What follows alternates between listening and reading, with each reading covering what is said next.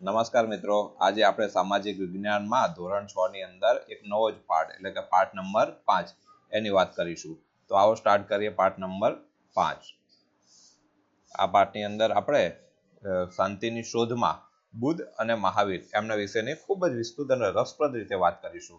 તો ઈસવીસન પૂર્વે 6ઠી સદી, ઈસવીસન પૂર્વે મતલબ મિત્રો ઈસુ ભગવાનનો જન્મ થયો એના પહેલાનો સમય એને આપણે શું કહીએ છીએ? ઈસવીસન પૂર્વે 6ઠી સદી. સદી મતલબ એક સદીની અંદર 100 વર્ષ હોય, એટલે 6ઠી સદી એટલે 600 વર્ષ પહેલા, એટલે કે ઈસુ ભગવાનનો જન્મ થયો એનાથી 600 વર્ષ પહેલાની સદીની વાત છે. ત્યારે ભારતમાં સામાજિક અને ધાર્મિક સુધારણા ક્ષેત્રે મહત્વપૂર્ણ કાર્યો થયા. મતલબ સામાજિક એટલે કે સમાજની અંદર જે કુરિવાજો હોય, રીત રિવાજો હોય, માન્યતાઓ હોય એ, અને ધાર્મિક એટલે આપણા ધર્મની અંદરની જે વાતો હોય એમાં સુધારવાની જરૂર પડી. હવે સુધારવામાં મહત્વપૂર્ણ કાર્યો થયા એનો મતલબ એવો તો થઈ જ ગયો કે આની અંદર કંઈ ને કંઈ સમસ્યા હોવી જોઈએ તો જ સુધારો થયો. તો ઈસવીસન પૂર્વે 6ઠી સદીમાં સામાજિક અને ધાર્મિક ક્ષેત્રે પ્રવેશેલા કુરિવાજો. અહીંયા જો મિત્રો શું પ્રોબ્લેમ હોય છે કે 6ઠી સદીની અંદર આપણા સમાજ અને ધર્મની અંદર કેટલાક કુરિવાજો હોય. કુરિવાજનો મતલબ થાય કુ મતલબ ખરાબ રિવાજો, જેની અંદર આપણે સતી પ્રથા છે, દૂધ પીતીનો રિવાજ છે, અને બીજી ઘણી બધી એવી રિવાજો હોય છે કે જે ખૂબ જ ખરાબ હોય છે. અને એની અંદર સામાજિક અસમાનતા એટલે સમાજના જે વર્ગો હોય છે એની અંદર ખૂબ જ અસમાનતા જોવા મળે. ગરીબ ધનિક વચ્ચે અસમાનતા, ત્યારબાદ જુદા જુદા જાતિના આધારે ભેદભાવ, તો આને આપણે કહીએ છીએ સામાજિક અસમાનતા. અને અનૈતિક બાબતો, અનૈતિક એટલે ખરાબ બાબતો, એની સામે કેટલાક મહાન સુધારકોએ કાર્ય કર્યું. અને આપણે બધા જાણીએ છીએ કે જ્યારે સમાજની અંદર આવા દૂષણો વ્યાપક પ્રમાણમાં ફેલાઈ જાય ત્યારે કેટલાક સુધારકો આવે છે અને તે પોતાની રીતે કાર્ય કરી અને સમાજ સુધારવાના કાર્યો કરતા હોય છે. તેમાં ખાસ કરીને આપણે ગૌતમ બુદ્ધ અને મહાવીર સ્વામી વિશેનું આ પાઠની અંદર આપણે અભ્યાસ કરીશું. તો આપણે ગૌતમ બુદ્ધ અને મહાવીર સ્વામીના જીવન, એમની સાધના એટલે એમને જે જ્ઞાન પ્રાપ્તિ કરવા સુધીની જે સફર કરી અને આપણે શું કહીએ છીએ? સાધના. અને તેમને સ્થાપેલા માનવ ધર્મ એટલે કે શ્રેષ્ઠ ધર્મ કયો હોવો જોઈએ? માનવ ધર્મ. એમને સમજવાનો પ્રયત્ન આ પાઠમાં કરીશું. તો આવો મિત્રો સ્ટાર્ટ કરીએ. ગૌતમ બુદ્ધ. શરૂઆતમાં આપણે એમના પ્રારંભિક જીવન વિશેની વાતો લઈએ. તો ગૌતમ બુદ્ધ અને બૌદ્ધ ધર્મ વિશે જાણવા માટે આપણને જાતક કથાઓ, અહીંયા આપણને મિત્રો એવો સવાલ તમને ચોક્કસ થાય કે જાતક કથાઓ એટલે શું? તો જાતક કથા એટલે કે ભગવાન બુદ્ધ અને એમના જે પૂર્વજન્મો સાથેની જોડાયેલી જે કથાઓ છે એને આપણે જાતક કથાઓ કહીએ છીએ. અને બૌદ્ધ ગ્રંથો, તો બૌદ્ધ ધર્મની અંદર જે ગ્રંથો રચાય એને આપણે બૌદ્ધ ગ્રંથો કહીએ છીએ. ખાસ કરીને ત્રિપિટક કહેવામાં આવે. ત્રિનો મતલબ અહીંયા થાય 3. એ તો 3 કયા? તો સુત પિટક છે, વિનય પિટક છે અને અભિધમ પિટક છે. આ 3 કયા ગ્રંથો છે? બૌદ્ધ ગ્રંથો. આપણને પરીક્ષામાં પણ સવાલ આવે કે ત્રિપિટક એટલે શું? તો બૌદ્ધ ધર્મના જે 3 ગ્રંથો છે, મુખ્ય 3 ગ્રંથો, એને આપણે ત્રિપિટક કહીએ છીએ. અને નામ પૂછાય તો પણ આપણે જવાબ લખી શકીએ. એમાંથી આપણને ઘણી માહિતી સાંપડે છે. તો 550 જેટલી જાતક કથાઓ બુદ્ધના પૂર્વજન્મ સાથે સંકળાયેલી. મેં આવડે તમને કીધેલું કે જાતક કથાઓ એટલે શું? તો બુદ્ધના પૂર્વજન્મ સાથેની સંકળાયેલી જે કથાઓ છે એને આપણે જાતક કથાઓ કહીએ છીએ. ઘણીવાર પરીક્ષામાં સવાલ પૂછાતો હોય કે જાતક કથાઓની સંખ્યા કેટલી? તો આપણો જવાબ શું આવશે? 550. મિત્રો તમને એ રીતે તૈયારી કરાવવામાં આવે છે જેથી કરીને આપણે પરીક્ષાની અંદર પણ એક પણ પ્રશ્ન આપણો છટકે નહીં. એના કારણે આપણો વિડીયો થોડો લાંબો થઈ શકે, પરંતુ આપણો મેન ઉદ્દેશ શું છે કે તમને સારી રીતે સમજણ પડે અને એક પણ પ્રશ્ન પરીક્ષામાં છૂટે નહીં. એના માટે આગળ વધીએ આપણે. તો ભારતમાં હિમાલય ક્ષેત્ર, આપણે બધા જાણીએ કે હિમાલય પર્વત ભારતની અંદર સૌથી ઉત્તર દિશાની અંદર ફેલાયેલો સૌથી મોટો પર્વત છે.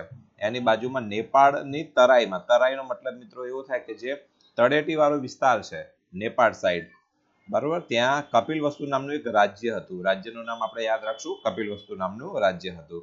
તો આ કપિલવસ્તુમાં ક્ષત્રિય શાક્ય કહેવાતા. ક્ષત્રિયનો મતલબ આપણે સૌ જાણીએ મિત્રો કે જેમનો મુખ્ય વ્યવસાય કયો હોય? યુદ્ધ અને લડાઈ. એ ક્ષત્રિયો અને શાક્યો કહેવાતા. કારણ કે શાક્ય એક ગણ રાજ્ય હતું, એના નામ ઉપર શાક્યો કહેવાતા. તે ગણ રાજ્ય હતું, બરોબર. એટલે શાક્ય શું હતું? ગણ રાજ્ય. ગણ રાજ્ય એટલે શું? કે ગણ એટલે કે માનવનો સમૂહ, જેને આપણે કહીએ છીએ ગણ રાજ્ય હતું. આ ગણ રાજ્યના વડા શુદ્ધોધન હતા. આપણે વાત કરી કયું ગણ રાજ્યનું નામ ફરીથી યાદ કરો તો શાક્ય ગણ રાજ્ય. આવા ગણ રાજ્યના જે વડા હોય, કારણ કે દરેક ગણ રાજ્ય હોય તેનો કોઈનો કોઈ વડા હોય, તો શાક્ય ગણ રાજ્યના વડા કોણ હતા? શુદ્ધોધન હતા.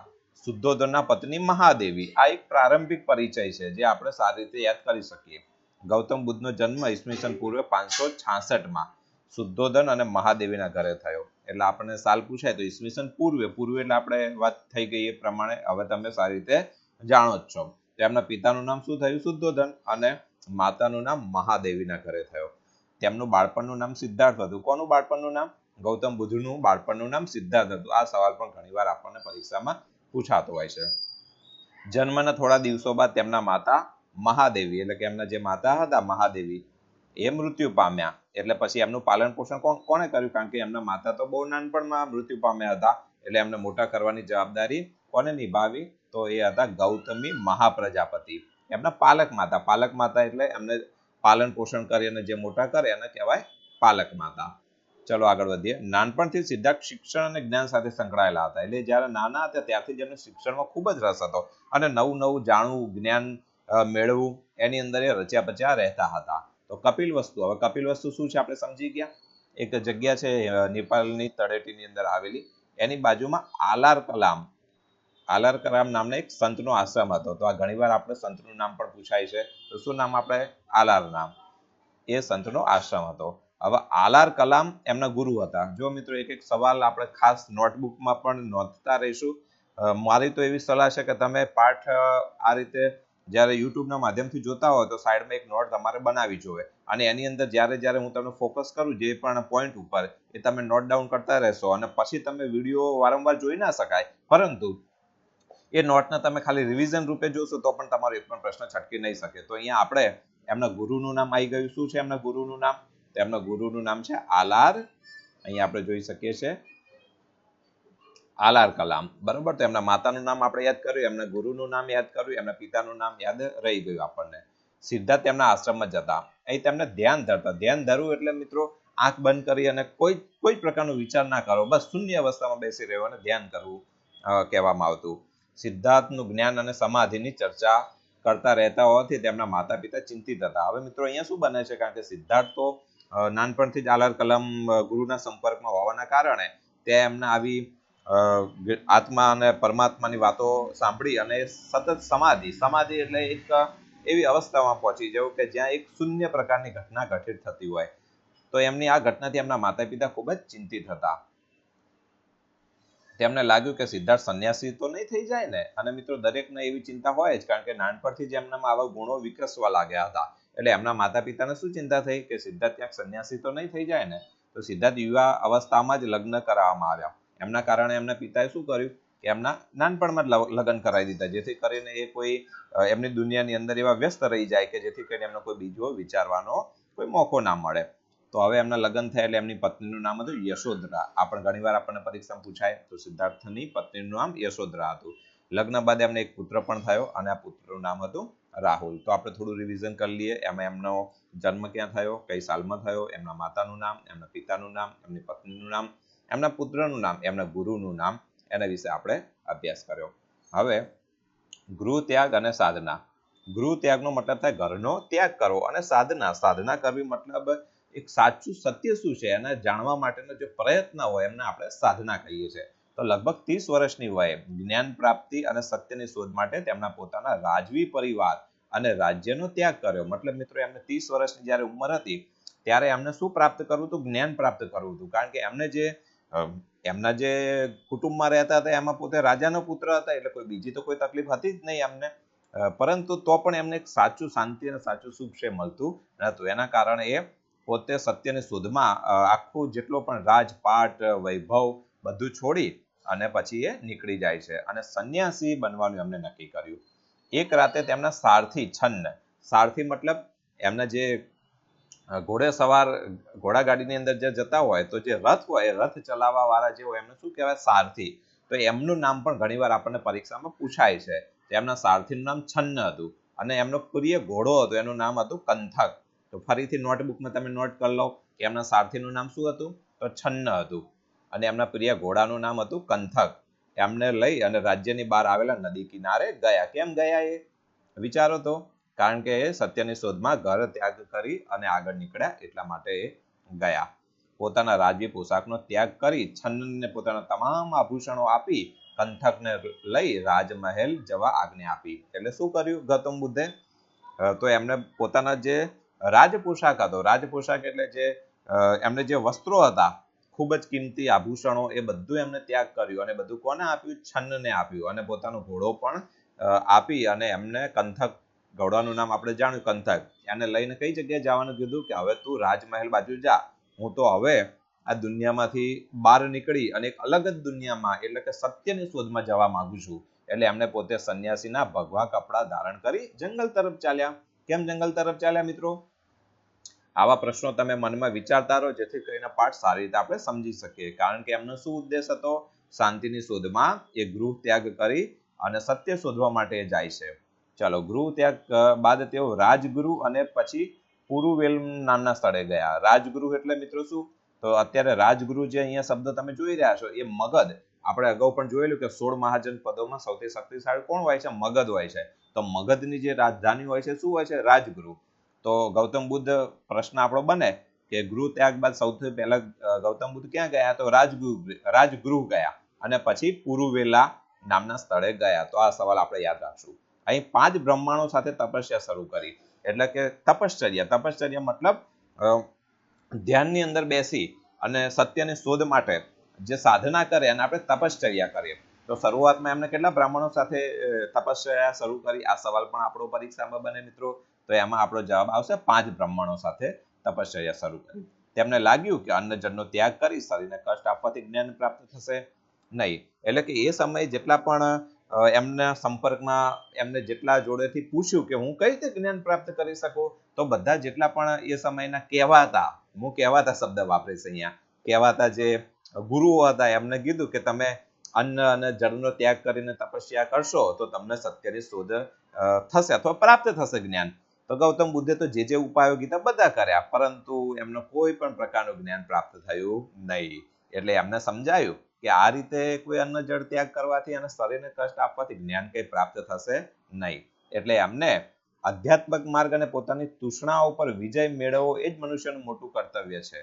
એટલે એમને સમજાયું કે તૃષ્ણાનો મતલબ થાય મિત્રો ઈચ્છા. કારણ કે આપણા દરેક મનુષ્યની અંદર લાખો ઈચ્છાઓ પડેલી હોય છે અને જ્યાં સુધી આવી ઈચ્છાઓ હશે ત્યાં સુધી માનવને શાંતિ મળશે નહીં. કારણ કે એ ઈચ્છાઓ જ આપણને શું કરે છે? આપણને ભગાડે છે. સતત આપણને એક જગ્યાએથી બીજી જગ્યાએ ભગાડે, એના કારણે આપણે માનસિક શાંતિ આપણને પ્રાપ્ત થઈ શકતી નથી. એટલે એમને સમજાયું કે આધ્યાત્મિક માર્ગ અને પોતાની તૃષ્ણાઓ એટલે કે ઈચ્છાઓ પર વિજય મેળવશું તો જ આપણે આ મનુષ્યનું મોટું કર્તવ્ય છે. તેમણે 5 બ્રાહ્મણોનો સાથ છોડીને એકલા જ તપશ્ચર્યા કરવાનો નિર્ણય કર્યો. હવે એમને લાગ્યું કે 5 બ્રાહ્મણો જે હતા મારી સાથે એમનો પણ મારે ત્યાગ કરવો પડશે અને એકલા જ તપશ્ચર્યા કરવાનો એમને નિર્ણય કર્યો. ત્યારબાદ એ બોધિગયા ખાતે એક પીપળાના વૃક્ષ નીચે બેસી તેમણે સત્ય અને જ્ઞાન પ્રાપ્તિ માટે સાધના શરૂ કરી. પછી ગૌતમ બુદ્ધે શું કર્યું મિત્રો? 5 બ્રાહ્મણોનો સાથ છોડી બોધિગયા. આ બોધિગયા એ બિહારની અંદર જ આવેલું એક સ્થળ છે જ્યાં એમને જ્ઞાન પ્રાપ્ત થાય છે. તો એ જગ્યાનું નામ શું છે? બોધિગયા. ક્યાં આવેલું છે? બિહારમાં આવેલું છે. અને કયા વૃક્ષની નીચે બેસે? પીપળાના વૃક્ષની નીચે. આ સવાલ ખાસ આપણને પૂછાય. 4 આપણને વિકલ્પ આપ્યા હોય, લીમડો છે, પીપળો છે, વડ છે અને કોઈ એક બીજો આપી દે, પણ આપણો જવાબ શું આવશે? પીપળાના વૃક્ષ નીચે બેસી અને એમને સત્ય અને જ્ઞાન પ્રાપ્તિ માટે સાધના શરૂ કરી. ઘણા દિવસોની સાધના પછી વૈશાખી પૂર્ણિમાના દિવસે એમને જ્ઞાન પ્રાપ્ત થયું. આ બહુ જ આઈએમપી સવાલ આપણો બની જતો હોય છે કે ગૌતમ બુદ્ધને કયા દિવસે જ્ઞાન પ્રાપ્ત થયું?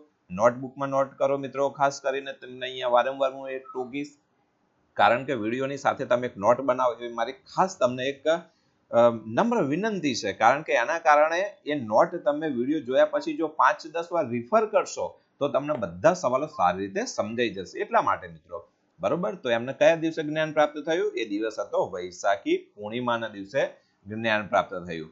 જ્ઞાન પ્રાપ્ત થતા સિદ્ધાર્થમાંથી તેઓ બુદ્ધ થયા અને બુદ્ધનો અર્થ થાય છે જાગ્રત કે જ્ઞાની. તો હવે તમને સમજાયું કે એમનું નામ બુદ્ધ કેમ રાખ્યું? તો શરૂઆતમાં તો એમનું નામ સિદ્ધાર્થ હતું, પણ બુદ્ધનો મતલબ જ અહીંયા થાય, બુદ્ધનો અર્થ થાય છે જાગ્રત કે જ્ઞાની અને પાછળથી તે ગૌતમ બુદ્ધ કહેવાયા. તો તમે પણ જો આવું જ્ઞાન તમને પ્રાપ્ત થાય તો તમે પણ શું કહેવાઓ? બુદ્ધ કહેવાઓ. બરોબર? તો જ્ઞાન પ્રાપ્તિ પછી એમને કયા નામે ઓળખવામાં આવ્યા? ગૌતમ બુદ્ધ. અને જ્ઞાન પ્રાપ્ત નતું થયું ત્યાં સુધી એમને કયા નામે ઓળખતા હતા? આપણે સિદ્ધાર્થ. તો આ સવાલ પણ આપણે નોટબુકમાં નોંધી દેશો. હવે અમને જ્ઞાન તો પ્રાપ્ત થઈ ગયું, તો જ્ઞાન કંઈ પોતાની અંદર તો રાખશે નહીં, કારણ કે જ્ઞાન એક એવી વસ્તુ છે કે જેને વહેંચવાથી વધતી હોય છે. આપણે સૌ જાણીએ છીએ મિત્રો. તો એમને પોતાનું જે જ્ઞાન હતું એને લોકો સાથે પહોંચાડવા અને લોકોના દુઃખ દૂર કરવા માટે એમને જે ઉપદેશ આપ્યા. તો હવે સમજાયું ઉપદેશ કેમ આપ્યા? પોતાનું જ્ઞાન લોકો સુધી પહોંચે અને લોકો જેટલા પણ કષ્ટ અને દુઃખમાં હોય એમાંથી બહાર નીકળે અને ધર્મની સાચી વ્યાખ્યા સમજી શકે.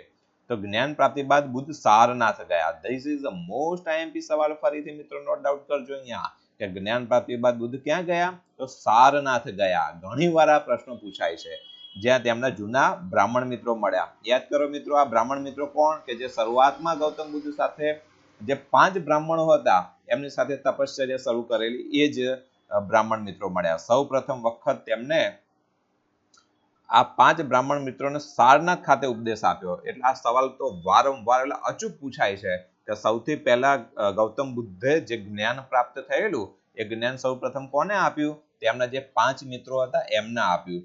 અને કઈ જગ્યાએ ઉપદેશ આપ્યો? ઉપદેશ એટલે આપણે તમને કીધું સંદેશો, એ સારનાથમાં આપ્યો. તો આ સારનાથ આપણે ખાસ યાદ રાખીશું. બુદ્ધના પ્રથમ ઉપદેશને ધર્મચક્ર પ્રવર્તન કહેવામાં આવે છે. એટલે કે ગૌતમ બુદ્ધે સૌ પહેલા જે ઉપદેશ આપ્યો, એમને જે જ્ઞાન પ્રાપ્ત થયું, ઉપદેશ મતલબ અહીંયા સંદેશો, જ્ઞાનનો સંદેશો, એને આપણે કયા નામે ઓળખીએ છીએ? ધર્મચક્ર પ્રવર્તન. કારણ કે આખા ધર્મને પરિવર્તન કરનારું આ જ્ઞાન હતું, એટલે આપણે એને ધર્મચક્ર પ્રવર્તન કહેવાય છે. આ પણ એક આઈએમપી સવાલ બને, નોટ ડાઉન કરી લો તમારી નોટબુકમાં. તો બુદ્ધે સંસારના દુઃખોમાંથી મુક્તિ મેળવવા બહુ સરળ અને સાદો ઉપદેશ આપ્યો. એટલે કે જેટલા પણ સંસારના દુઃખો છે એમાંથી બહાર નીકળવું હોય, એમાંથી મુક્તિ મેળવવી હોય, તો એના માટે આપણે શું કરવું જોઈએ? એમના માટે એમને 4 આર્ય સત્ય આપ્યા. આર્ય સત્ય એટલે સનાતન સત્ય, જે હંમેશ માટે લાગુ પડે. આજે ગૌતમ બુદ્ધને નિર્વાણ પામે કેટલાય વર્ષો થઈ ગયા, એમ છતાં પણ આજે પણ એમના જે ઉપદેશો છે એટલા સત્ય છે, કારણ કે આર્ય સત્ય છે. આર્ય સત્ય એટલે હંમેશા જે સત્ય હોય ને આપણે આર્ય સત્ય કહીએ. ચલો, એમાં કયા 4 એમને સત્યો આપ્યા? તો સંસાર દુઃખમય છે. તો આપણે બધા પણ જાણીએ છીએ કે આ સંસાર આખો દુઃખમય છે. કઈ રીતે? તો જ્યાં સુધી આપણું શરીર સારું હોય ત્યાં સુધી આપણને બધી મજા આવે, બરોબર. પણ જ્યારે આપણને કષ્ટ આવે ત્યારે આપણને સંસાર શું લાગે છે? દુઃખમય લાગે. ચલો, દુઃખનું કારણ તૃષ્ણા છે. અગાઉ પણ મેં તમને કીધેલું, તૃષ્ણા મતલબ ઈચ્છા.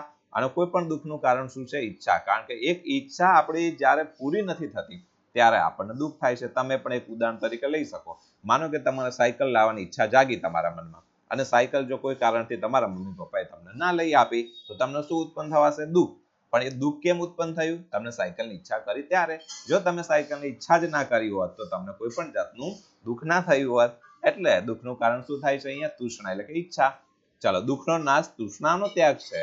તો આપણે દુઃખનો નાશ કરવો હોય તો એનાથી પહેલા શું કરવું પડશે? તૃષ્ણા, એટલે કે આપણી ઈચ્છાનો ત્યાગ કરવો પડશે. જ્યાં સુધી આપણા મનમાં ઈચ્છા હશે ત્યાં સુધી આપણે દુઃખમાંથી બહાર આવી શકવાના જ નથી. ત્યારબાદ છે અષ્ટાંગી માર્ગ. અષ્ટાંગી એટલે એમાં 8 પ્રકારની વાતો હતી, અને આપણે કહીએ છીએ અષ્ટાંગી માર્ગ. એમને અપનાવવાથી પણ તૃષ્ણાનો ત્યાગ થાય છે. એટલે કે જે અષ્ટાંગ માર્ગ આપણે અપનાવશું તો આપણી તૃષ્ણાનો ત્યાગ થશે.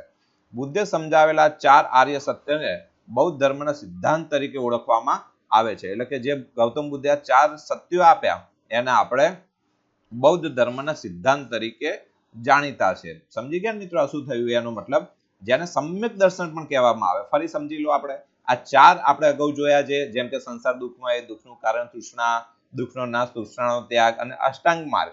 તો આ 4 જે આર્ય સત્ય હતા એમને બૌદ્ધ ધર્મના સિદ્ધાંત એટલે મહત્વના સિદ્ધાંત તરીકે જાણીતા છે, જેને આપણે સમ્યક દર્શન પણ કહેવામાં આવે. તો અહીંયા આપણો એક સવાલ બને કે સમ્યક દર્શન એટલે શું? તો આપણો જવાબ શું આવશે? ગૌતમ બુદ્ધે જે 4 સિદ્ધાંતો આપ્યા જેને આપણે સમ્યક દર્શન તરીકે પણ ઓળખીએ છીએ. ચલો આગળ વધીએ હવે ધીમે ધીમે આપણે. તો બુદ્ધ એક મહાન સુધારક તરીકે, કારણ કે એમણે ઘણા બધા સુધારા આપ્યા. જોઈએ કયા કયા સુધારા? તો બુદ્ધ મહાન ધાર્મિક અને સામાજિક સુધારા હતા. મિત્રો, આ સમયે સમાજની અંદર ધર્મના નામે બહુ જ ખરાબ પ્રકારની લોકોને લૂંટવા માટેની એક પ્રથાઓ ચાલતી હતી. સમાજ તો જાણે કે એક પ્રકારની જુદા જુદા કુરિવાજો, માન્યતાઓ, અંધશ્રદ્ધાઓ એની અંદર લથપથ હતો. તો એમને સુધારવાનું કામ ગૌતમ બુદ્ધે કરેલું. તો ધર્મ અને સમાજમાં વ્યાપેલા દૂષણો દૂર કરવા માટે તેમણે આજીવન કાર્ય કર્યું. એટલે ગૌતમ બુદ્ધને જ્યારથી જ્ઞાન પ્રાપ્ત થયું ત્યાંથી એમનું નિર્વાણ થયું ત્યાં સુધી તેમણે સતત શું કામ કર્યું? લોકોના દુઃખ દૂર થાય અને સમાજની અંદર દૂષણો દૂર થાય એટલા માટે ઘેર ઘેર ફરી અને ગલીએ ગલીએ જઈ અને એમનો આ દુઃખ દૂર કરવા માટે એમને અનેક પ્રકારના ભાષણો આપ્યા હતા.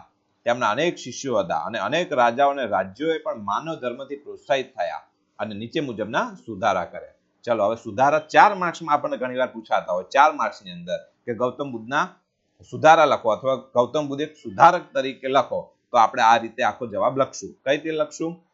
તો પહેલું, ઈશ્વર અને આત્માનો ઇનકાર. ચલો એમાં શું આપણે સમજશું? તો બુદ્ધે ઈશ્વર અને આત્માનો ઇનકાર કરી કર્મવાદને મહત્વ આપ્યું. અહીંયા આપણે ખાસ સમજશું ઈશ્વર અને આત્માનો ઇનકારનો મતલબ એવો ના સમજતા તમે કે ઈશ્વર છે જ નહીં કે આપણા અંદર આત્મા નથી, એવો નહીં. પરંતુ એમનો પ્રયાસ એ હતો કે માનવની મુખ્ય જરૂરિયાત શું છે? કર્મ. તમે સૌથી પહેલા કર્મ કરો. માનો કે ઘણા માણસો શું કરતા હોય, કર્મ બિલકુલ કરતા ના હોય અને ખાલી આખો દિવસ મંદિરમાં જઈને બેસી રહે, તો શું ઈશ્વર પ્રાપ્ત થશે મિત્રો? ના, કારણ કે ભગવાને આપણને બનાવ્યા જ છે એટલા માટે, કર્મના કારણે બનાવ્યા છે કે આપણે કંઈક સારા કર્મો કરી શકીએ એટલા માટે. તેમના મતે જો ઈશ્વર હોય તો દુઃખ સંભવ જ નથી. એનો મતલબ તમે એમ ના સમજતા મિત્રો કે ઈશ્વર છે જ નહીં. ઈશ્વરનો મતલબ થાય આપણે પોતે જ, આપણી અંદર જે અંશ પડેલો છે એ પોતે જ ઈશ્વર છે. અને આપણે પોતે જ જો સાચું જ્ઞાન આપણને પ્રાપ્ત થશે તો આપણે કોઈ પણ પ્રકારનું આપણને દુઃખ રહેશે જ નહીં. તો આત્માના કલ્યાણમાં રત રહેવાના બદલે વર્તમાન કાળમાં સદવિચારયુક્ત જીવન જીવવું જોઈએ. એટલે મિત્રો વર્તમાન જે આપણું અત્યારનું વર્તમાન છે, ઉદાહરણ તમને સારી રીતે સમજવા માટે ઉદાહરણ આપું. માનો કે તમે બધા વિદ્યાર્થીઓ છો. હવે અત્યારે જો તમે વર્તમાનમાં સારી એવી તૈયારી કરો, સારી એવી મહેનત કરો, તો મહેનત જે કરશો એનું ફળ તો મળવાનું જ છે ને. તમે જો સારી એવી મહેનત કરી તો સારા ટકા આવશે, સારા ટકા આવશે તો સારી નોકરી મળશે, અને સારી નોકરી મળશે તો તમારું જીવન સરસ બનશે. તો આનો મતલબ એ થયો કે તમે કર્મનો મહત્વ આપો, અને એના કારણે તમને જે આનંદ પ્રાપ્ત થશે એ આનંદનું બીજું નામ તો ઈશ્વર છે. તો સમજી ગયા ને મિત્રો? અહીંયા ઈશ્વર નથી એવો નહીં, પણ ઈશ્વર આપણી અંદર જ છે. એને આપણે સારી રીતે સમજશું. બીજું, કર્મકાંડનો વિરોધ. તો એ સમયે હિન્દુ ધર્મની અંદર ખૂબ જ પ્રકારના કર્મકાંડો અને યજ્ઞો ચાલતા હતા, અને પશુ હિંસા પણ ચાલતી હતી. તો ગૌતમ બુદ્ધે એમનો ખૂબ જ વિરોધ કર્યો, કારણ કે એમનું મુખ્ય વાત જ હતી અહિંસા સર્વોચ્ચ ગુણ છે. તેમને તમામ પ્રાણીઓ પ્રત્યે અહિંસાથી વર્તવું જોઈએ, એ માનવનું સૌથી મોટું કર્તવ્ય છે. એટલે કોઈ પણ પ્રાણી હોય, નાની કીડીથી લઈને હાથી હોય, એમની સાથે આપણે શું રાખવું જોઈએ? અહિંસા રાખવી જોઈએ. અને ભગવાન કોઈ પ્રાણીઓની બલિ આપવાથી થોડો ખુશ થતો હશે? તો એ વસ્તુનો એમનો ખાસ વિરોધ કર્યો. ત્રીજું, ઉચ્ચ નીચના ભેદભાવનો વિરોધ. એટલે આપણે સૌ જાણી શકીએ કે સમાજની અંદર ઉચ્ચ નીચ ધર્મના આધારે ઘણા બધા ભેદભાવ હોય, તો એમનો ખૂબ જ વિરોધ કર્યો. કારણ કે આ સમયે હિન્દુ ધર્મ બ્રાહ્મણ, ક્ષત્રિય, વૈશ્ય અને શૂદ્ર, આ 4 વર્ણ હતા મિત્રો. બ્રાહ્મણ, ક્ષત્રિય, વૈશ્ય અને શૂદ્ર, અને ચારેના કામ હતા. જેમ કે બ્રાહ્મણ હોય તેનું કામ હતું જ્ઞાન આપવાનું, એટલે કે ભણાવવાનું. ક્ષત્રિયને રક્ષણ કરવાનું કામ હતું, વૈશ્ય વેપાર કરતા, અને શૂદ્ર એ સાફ સફાઈનું કામ કરતા. તો આ રીતે 4 વર્ણોમાં વહેંચાઈ ગયો હતો. બુદ્ધે આ વર્ણ વ્યવસ્થાનો જ વિરોધ કર્યો. આ ખાસ ઇમ્પોર્ટન્ટ છે, કારણ કે કોઈ પણ મનુષ્ય કુટુંબમાં જન્મ થવાથી મહાન નથી બની જતો, પણ પોતાના કર્મથી, સદવિચારથી, સત્ય અને અહિંસાના પાલનથી મહાન બને. એનો મતલબ શું થયો મિત્રો? આપણે બ્રાહ્મણ ઘરમાં જન્મીએ તો બ્રાહ્મણ ઘરમાં જન્મવાથી કંઈ આપણે મહાન નથી બની જતા. ભલે હું તો કહું છું કે તમે શુદ્ર ઘરમાં જન્મો, પણ તમે એવા સરસ કર્મ કરો તો એના કારણે તમે મહાન બનો. એટલે એમને આ 4 પ્રકારની વર્ણ વ્યવસ્થાનો ખૂબ જ વિરોધ કર્યો. એટલે કે જન્મથી માણસ મહાન ના બને, પરંતુ કર્મથી મહાન બનવો જોઈએ, એવો એમનો ઉદ્દેશ હતો. અને એના કારણે એમને આ ભેદભાવનો વિરોધ કર્યો. સ્ત્રીઓને મહત્વ. ચોથા નંબરમાં, બુદ્ધે પોતાના માનવ ધર્મમાં પુરુષોનું જેટલું જ મહત્વ હતું એટલું સ્ત્રીઓનું પણ મહત્વ આપ્યું. તેમણે કહ્યું કે નિર્વાણનો માર્ગ પુરુષો માટે જ નહીં. નિર્વાણનો મતલબ મિત્રો થાય અહીંયા જન્મ પુનર્જન્મના ફેરામાંથી મુક્ત થઈ અને કાયમ માટે એક શાંતિની અવસ્થામાં પહોંચી જવું, આને આપણે નિર્વાણ કહીએ છીએ. તો એના માટે પુરુષો નહીં, સ્ત્રીઓ પણ આ સાધના કરી અને આ જ્ઞાન પ્રાપ્ત કરી શકે. અગાઉ આપણે હિન્દુ ધર્મની અંદર એવી માન્યતા હતી કે સ્ત્રીઓ કોઈને જ્ઞાન પ્રાપ્ત થઈ જ શકે નહીં, સ્ત્રીઓને મોક્ષ મળી જ શકે નહીં. તો ગૌતમ બુદ્ધે આ વાતને ખંડિત કર્યું, અને સ્ત્રીઓનો પણ એટલો જ અધિકાર છે જેટલો પુરુષોનો છે, અને એ પણ જ્ઞાન પ્રાપ્ત કરી શકે. હવે વાત કરીએ નિર્વાણ. નિર્વાણ કે એટલે એમનું મૃત્યુ. તો બુદ્ધને વૈશાખી પૂર્ણિમાના બોધિ વૃક્ષની છાયામાં જ્ઞાન પ્રાપ્ત થયું, જે અગાઉ આપણે વાત કરી છે. જ્ઞાન પ્રાપ્ત થયા પછી ભારતના સમાજ અને ધર્મમાં એમને સુધારા કર્યા, એ વાત આપણે ડીપમાં કરી લીધી. અનેક લોકોએ તેમને સદમાર્ગે વાળ્યા, એટલે ઘણા લોકોને એમને સારા માર્ગે વાળ્યા. સત્ય અને અહિંસાના ઉપદેશ આપી માંસાહાર અને ઊંચ નીચના ભેદભાવનો વિરોધ કર્યો. અગાઉ આપણે વાત કરી એમ મુખ્ય વાત એમની સત્ય અને અહિંસા હતી, અને એના કારણે ઘણા બધા લોકોએ પોતે જે માંસ અને એવા માંસાહારી હતા, એ બધા લોકોએ પોતે શાકાહારી બની ગયા. અને 80 વર્ષની વયે, એટલે કે ઉંમર એમનું કુશીનારા આપણે ખાસ યાદ રાખશું. તો ગૌતમ બુદ્ધનો જન્મ આપણે યાદ રાખીશું કપિલવસ્તુની અંદર આપણે જોયેલું નેપાળની તળેટીમાં, અને એમનું મૃત્યુ થાય છે મૃત્યુ નહીં શબ્દ વાપરીએ, આપણે નિર્વાણ કહીશું. તો એ કૃષિનારામાં એમનું અવસાન થયું અને તેઓ નિર્માણ પામ્યા. પરંતુ વિશ્વભરમાં આજે પણ તેમના વિચારો અને ધર્મ જીવંત રહ્યા. ભલે ગૌતમ બુદ્ધનું શરીર ના હોય, પરંતુ આજે એમના વિચારો એટલા જ માન્ય છે અને એટલા જ સત્ય સાબિત થાય છે.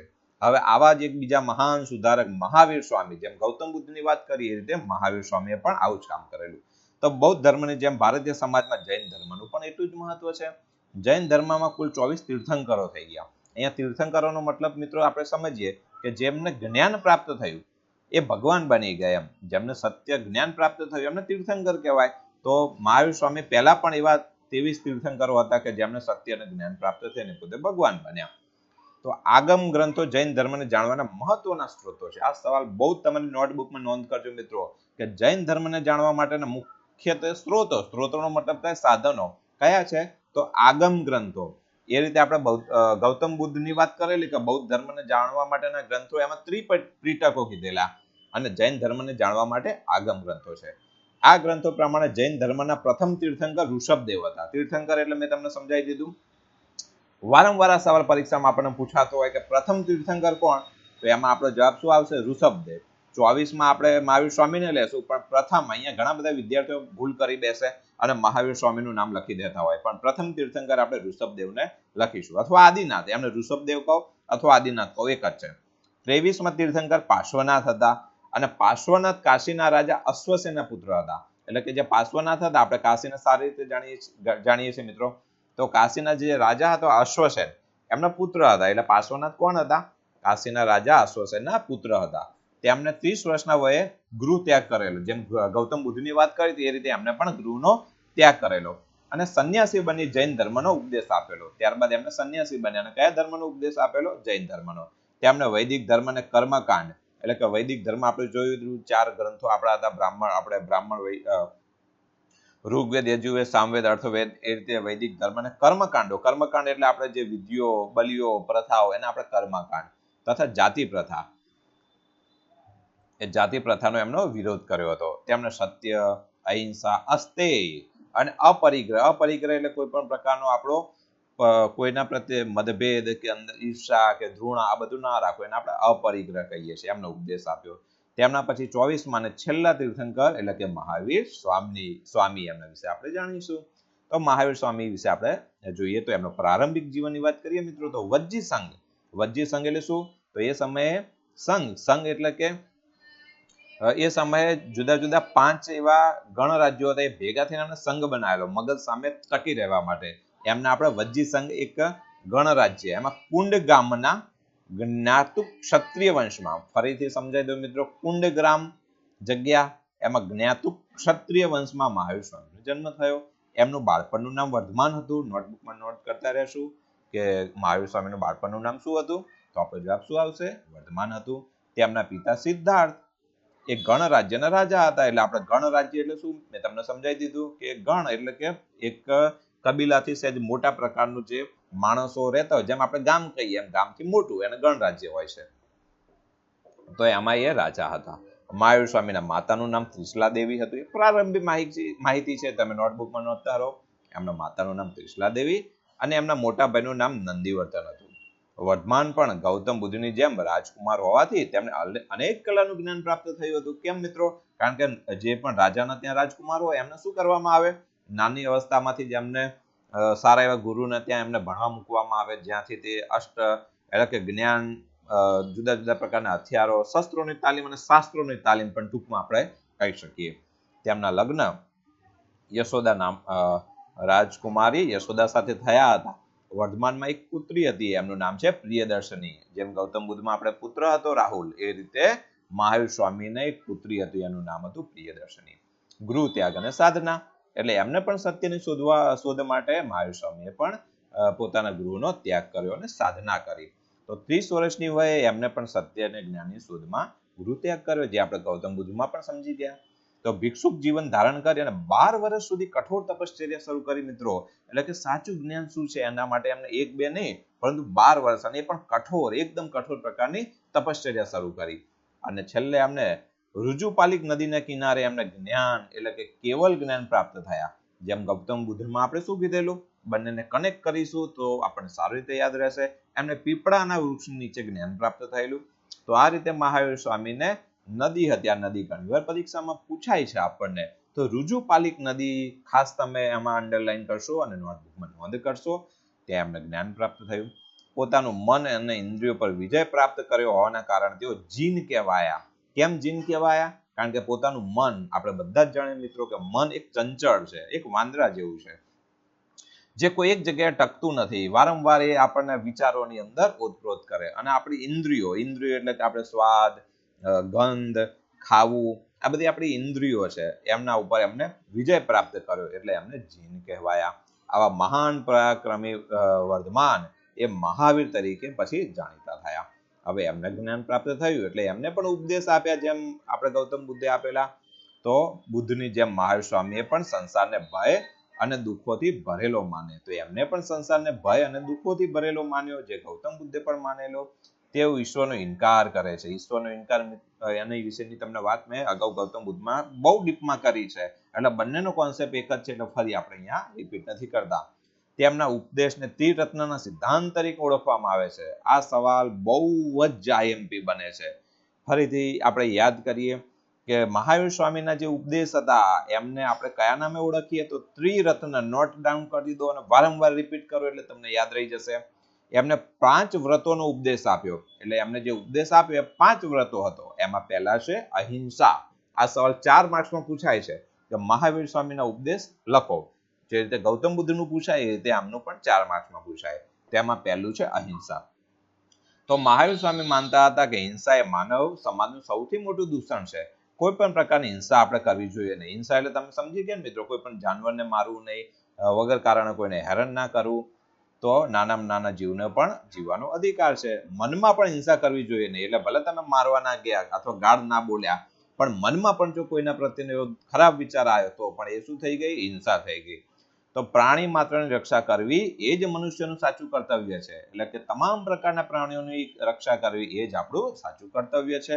એટલે વગર કારણથી હેરાન કરવા નહીં. સત્ય. તો ક્યારે અસત્યનું ઉચ્ચારણ કરવું જોઈએ નહીં. જેમ ગાંધીજીની વાત આપણે અહીંયા યાદ આવે કે જ્યારે ઇન્સ્પેક્શન સ્કૂલમાં આવ્યું અને એમને જોડણી ખોટી લખી હતી, તો એમના શિક્ષકે એમને ઈશારો કરી અને જોડણી સુધારવાનું કર્યું. પણ ગાંધીજીએ એ જોડણી ભૂલ જે હતી એ સુધારી નથી, કારણ કે સત્યમાં માનતા હતા. એટલે ક્યારે અસત્યનું ઉચ્ચારણ કરવું જોઈએ નહીં.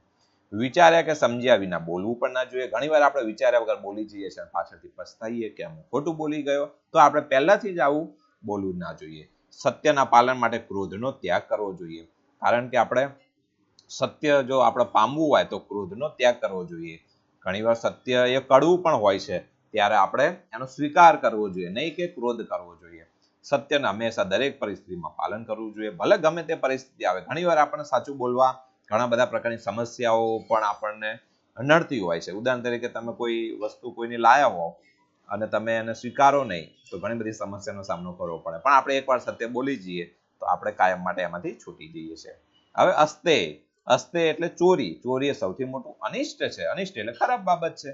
કોઈની પણ અનુમતિ વગર કોઈ પણ વસ્તુ આપણે ગ્રહણ કરવી જોઈએ નહીં. એટલે કોઈ પણ વસ્તુ હોય, કોઈ પણ ની હોય, તો આપણે સૌથી પહેલા એને શું કરવું જોઈએ? પૂછવું જોઈએ કે ભાઈ હું તારી વસ્તુ લઉં, અને એ રજા આપે તો આપણે એ વસ્તુ વાપરવી જોઈએ. ના પાડે તો પ્રેમથી આપણે એનો ઉપયોગ ના કરવો જોઈએ. કોઈની આજ્ઞા વગર કોઈના ઘરમાં પ્રવેશ ના કરવો જોઈએ. હા, કોઈ પણના ઘરે આપણે જઈએ તો એમની આજ્ઞા હોય કે હું આવું, અને જો રજા હોય તો જ આપણે જવું જોઈએ. એમને એમ આપણે અંદર જવું જોઈએ નહીં. તો આ બધી વાતો શેમાં આપણે મૂકશું? અસ્તેયમાં મૂકશું. ત્યારબાદ આવે છે અપરિગ્રહ. એટલે મનુષ્ય પોતાની જરૂરિયાત કરતા વધારે ચીજ વસ્તુઓ, ધન ધાન્ય, આભૂષણો, વસ્ત્રોનો સંગ્રહ કરવો જોઈએ નહીં. ઘણા લોકોને કેવી ટેવ હોય મિત્રો, ઘણું બધું હોય, એમના જોડે ગાડી હોય, બંગલા, બધું જ હોય, એમ છતાં પણ એ સતત બધી વસ્તુઓ ભેગી કરતા જ હોય, અને એમાં ને એમાં આખું જીવન એમનું પૂરું થતું જાય, અને છેલ્લા હાથમાં મૃત્યુ સિવાય કશું જ આવતું નથી.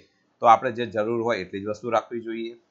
એને આપણે કહીએ છીએ અપરિગ્રહ. અને વધારાની જે વસ્તુ એને ગરીબ સુધી આપણે પહોંચાડવી જોઈએ, આવો સંદેશ એમને આપેલો. અને છેલ્લે બ્રહ્મચર્ય. એટલે કે જૈન સાધુ અને સાધુએ શેનું પાલન કરવું જોઈએ? બ્રહ્મચર્યનું પાલન કરવું જોઈએ. એવું એમને ખાસ સૂચવેલું. હવે મહાવીર સ્વામી એક મહાન સુધારક તરીકે, તો એમને કયા કયા સુધારા કર્યા? પરીક્ષામાં પૂછાય તો આપણે લખી શકીએ. તો કર્મકાંડ એટલે જે વિધિઓ હોય, બલિ હોય, એમનો વિરોધ કર્યો. યજ્ઞનો વિરોધ કર્યો, કારણ કે યજ્ઞની અંદર જે બલિઓ ચડાવવામાં આવતી, જે ધન ધાન્ય હોમવામાં આવતા, જે ઘી હોમવામાં આવતું, એની જગ્યાએ ગરીબ લોકોને આપવો, એવું એમનું માનવું હતું. તેમણે ઈશ્વરનો ઇનકાર કર્યો. ઈશ્વરનો ઇનકાર એટલે મેં તમને સમજાવી દીધું છે. યજ્ઞમાં થતી પશુ હિંસાની નિંદા કરી, કારણ કે કોઈ પણ યજ્ઞ થતું તો એમાં બલિ ચડાવવામાં આવતી, તો એમાં પણ એમને ના પાડી. સ્ત્રીઓને સમાન અધિકાર આપવાની વાત કરી, એટલે કોઈ પણ સ્ત્રી હોય એને પણ પુરુષ સમાન અધિકાર આપવો જોઈએ. બુદ્ધની જેમ જ તેમણે લોકોની ભાષા પ્રાકૃત અને અર્ધમાગધીમાં ઉપદેશ આપ્યો. એટલે શું મિત્રો? તો આ સમયે સંસ્કૃત ભાષા બહુ ફેમસ હતી, પરંતુ સામાન્ય માણસ હતો એ સારી રીતે સંસ્કૃત સમજી ના શકતો, એટલે એમને કઈ ભાષામાં ઉપદેશ આપ્યો? ઘણીવાર પરીક્ષામાં પૂછાય તો પ્રાકૃત અને અર્ધમાગધી. પ્રાકૃત અને અર્ધમાગધી એવી ભાષા છે કે જે દરેક લોકો સમજી શકે, એટલે એમને એવી ભાષામાં ઉપદેશ આપ્યો. અને તેમને સાદા અને સરળ ઉપદેશથી લોકોનું જીવન બદલ્યું, કારણ કે સામાન્ય જે માણસ હોય, અભણ પ્રકારનો માણસને પણ જો સારી એની ભાષામાં આપણે સમજ આપીશું તો એને જ્ઞાન પ્રાપ્ત થશે. અને આ રીતે એમને 72 વર્ષની વયે પાવાપુરીમાં એવું નિર્માણ પામ્યા. આ પરીક્ષામાં બહુ આઈએમપી પૂછાય કે મહાવીર સ્વામીનું નિર્માણ કઈ જગ્યાએ થયું? તો એમાં જવાબ આવશે પાવાપુરી. જેમ કે આપણે ગૌતમ બુદ્ધનું 80 વર્ષે નિર્માણ થયેલું એ રીતે. છેલ્લે આવી જ રીતે આથી લગભગ 2500 વર્ષો પહેલા ગૌતમ બુદ્ધ અને મહાવીર સ્વામીના ઉપદેશથી લોકોએ નવા વિચારો મળ્યા, કારણ કે અત્યાર સુધીનો સમાજ એ કુરિવાજો, અંધશ્રદ્ધા, અંધ માન્યતાઓ, કર્મકાંડ, બલિ આ બધામાં રચ્યો-પચ્યો રહેતો હતો. પણ એક નવા જ પ્રકારનું જ્ઞાન અને નવા વિચારો મળવાના કારણે ક્રિયાકાંડો અને દૂષણો દૂર થયા અને એમના મોટી સંખ્યામાં તેમના અનુયાયી બન્યા. અનુયાયી એટલે એમના ભક્તો બન્યા, એમના વિચારોને ફોલો કરવા લાગ્યા અને બંને ઉપદેશકોએ શાંતિ અને સદાચારના માર્ગ અપનાવવાના લોકોનો અનુરોધ કર્યો અને આ રીતે સમાજના સદવિચાર પ્રવર્તક બની રહ્યા. તો મિત્રો આ રીતે બહુ સુંદર રીતે તમને પાઠ પૂરો કર્યો. હજુ વિડીયો લાંબો ના થાય એટલે મેં તમને બહુ ઉદાહરણ નથી આપ્યા, પરંતુ રાયકા એજ્યુકેશન ચેનલ છે એની અંદર દરેક પાઠ બહુ સુંદર રીતે તમને સમજાવવામાં આવશે. તો ચેનલને લાઈક, સબસ્ક્રાઇબ કરતા રહો. તમને ધોરણ 6 થી લઈને 10 અને તમામ પ્રકારની સ્પર્ધાત્મક પરીક્ષા માટેના વિડીયો એક જ પ્લેટફોર્મ ઉપર મળતી એક ચેનલ છે. તો જોતા રહો ચેનલ. ખૂબ ખૂબ આભાર.